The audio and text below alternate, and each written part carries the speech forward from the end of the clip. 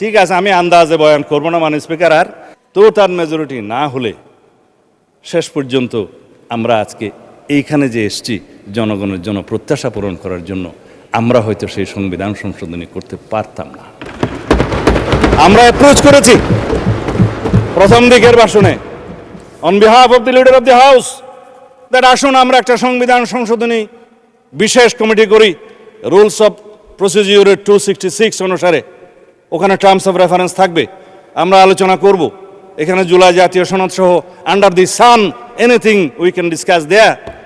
এবং আমরা একটা let us have a constitution for the future generation.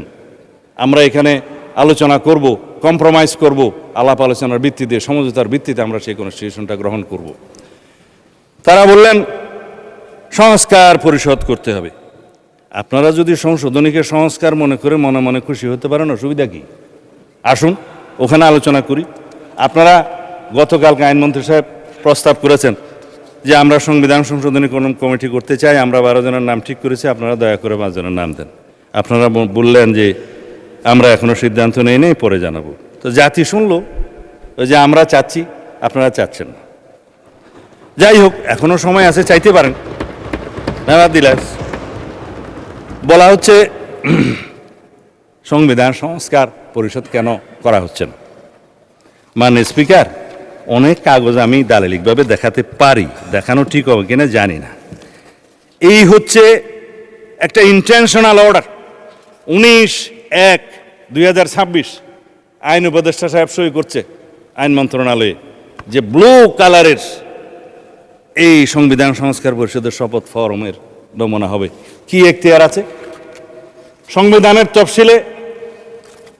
Article অনুসারে 148 মনে হয় যে তফসিলগুলো, তৃতীয় তফসিলে আছে ফর্মগুলো। হ্যাঁ, আমি ভুল না বললে রিপিট করেন না, 148 ঠিকই আছে।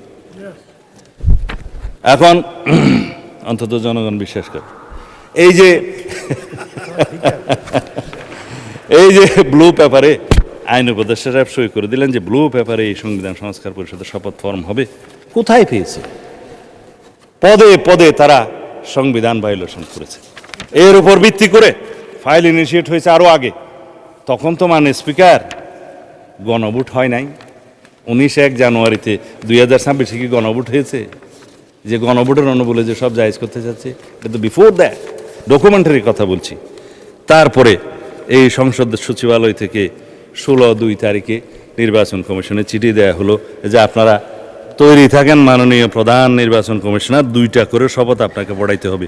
কোথায় পেল মাননীয় স্পিকার? এই ক্ষেত্রে নির্বাচন কমিশনের একটাই ফল্ট, তারা এই চিঠির অনুবলে এসে রেডি হয়ে গেছে যে আমরা 2টা শপথ নেব। আমরা বললাম যে না, আমরা এখনো এই কনস্টিটিউশনের ভিতরে আছি। যদি সংশোধন হয়ে সংস্কার পরিষদ গঠন হয় তখনকার বিষয় তখন দেখা যাবে, আমরা আপাতত এমপি হিসেবে শপথ নেই। আমার বিরোধী দলের বন্ধুরা 2টা শপথ নিছে, তাইলে প্রথম শপথের কি হবে? এমপি হিসেবে শপথেরটা, সেটা কানুন বলবে। সুপ্রিম কোর্টে যে রিট দাখিল করা হয়েছে সেইখানকার অবজারভেশন কি আছে সেটা তখন তারা বলবে। তা আমি এখন ওই যে জবাবে শিকুয়া করতে করতে তো আমার আসল আলোচনায় যেতেই পারি না মাননীয় স্পিকার।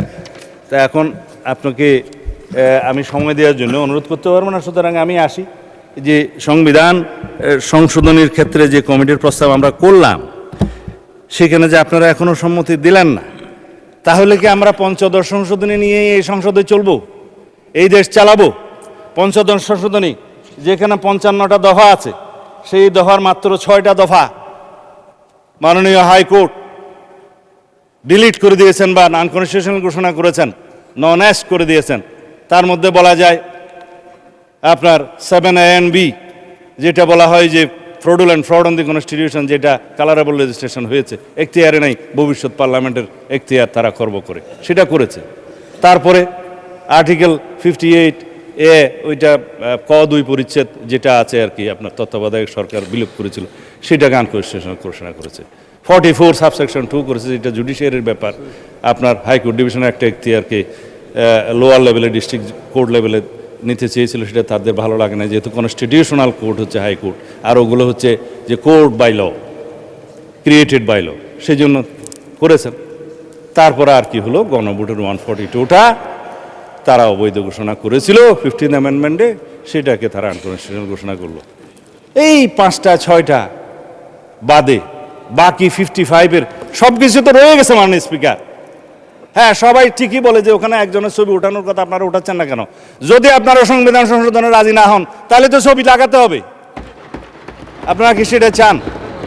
আমরা চাই মহান আল্লাহর উপর আস্থা এবং বিশ্বাস আমরা ধারণ করি, প্রিয়াম্বলে সংবিধানের মূলনীতি এবং রাষ্ট্র পরিচালনার মূলনীতি আর্টিকেল 8-এ, সেটা যদি আমরা সংবিধান সংশোধন না করি তাহলে তো ধারণ করতে পারবো না মাননীয় স্পিকার। এগুলো জনগণ জানুক, সেই জন্য আমি এখন আহ্বান জানাচ্ছি, আপনারা নিশ্চয়ই জানেন আমরা একটা সোভারেইন, ইন্ডিপেন্ডেন্ট এবং ইউনিটারিস রিপাবলিক। এই রিপাবলিকের মানি আসছে হলো রেস পাবলিকা থেকে। এটা জনগণের সম্পত্তি, রেস মানি জিনিস। এই রিপাবলিকের মালিক জনগণ। আপনারা অনেকেই বক্তৃতা দিয়েছেন যে কনস্টিটিউশন তো মানুষের জন্য, মানুষ কনস্টিটিউশনের জন্য না, 100% সত্য। সুতরাং এই রিপাবলিকের যে মালিক জনগণ, তাদের পক্ষে যদি আমরা কনস্টিটিউশন অ্যামেন্ডমেন্ট করতে চাই তাহলে আমাদেরকে এই সংবিধান সংশোধনী কমিটিতে আসতে হবে। মানে স্পিকার, বর্তমান দুনিয়াতে with new global order, new global economic order, new global south, balance and imbalance, এগুলো সবগুলোর সাথে তাল মিলিয়ে আমাদের নেতা মাননীয় প্রধানমন্ত্রী জনাব তারেক রহমান বিশ্ব স্বীকৃতি পেয়েছেন। 100 influential leaders of the world যে তালিকা হয়েছে তার মধ্যে পেয়েছে। আমরা তার নেতৃত্বে আছি, আমরা পেয়েছি তার কাছ থেকে প্ল্যান। তিনি বলেছেন আই হ্যাভ এ প্ল্যান, আমরা সবাই বলি উই হ্যাভ এ প্ল্যান। সেই প্ল্যান কি এবং সেই প্ল্যানের বাস্তবায়ন কি জাতি দেখতে শুরু করেছে মাননীয় স্পিকার। বিএনপি প্রতিশ্রুতি দেয়, বিএনপি প্রতিশ্রুতি রাখে।